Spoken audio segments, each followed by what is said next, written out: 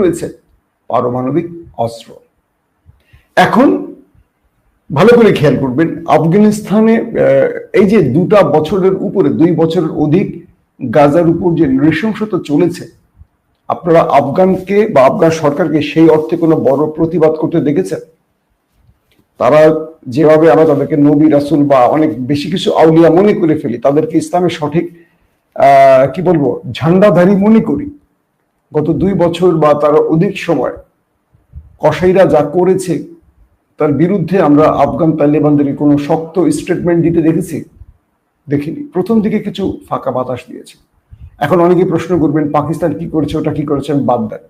পাকিস্তান তো সেনা শাসক, পাকিস্তানের শাসকদের কথা বলবো না, তাদেরকে তো আমার পক্ষে নিচ্ছি না, কিন্তু আফগান তো শরিয়া সরকার, আফগান তো ইসলামিক এমিরেটস বলা হচ্ছে, তারা কি করেছে? পাকিস্তান তো ইসলামিক এমিরেটস নয়, ইসলামিক শাসন ব্যবস্থা তাদের দেশে নেই।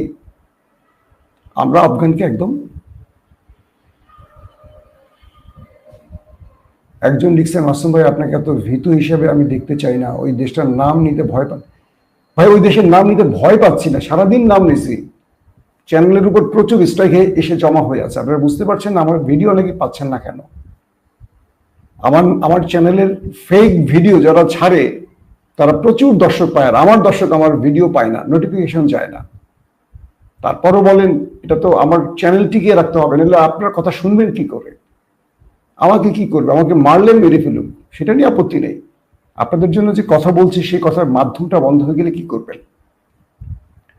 তো বিষয়টা হলো যে আফগানিস্তান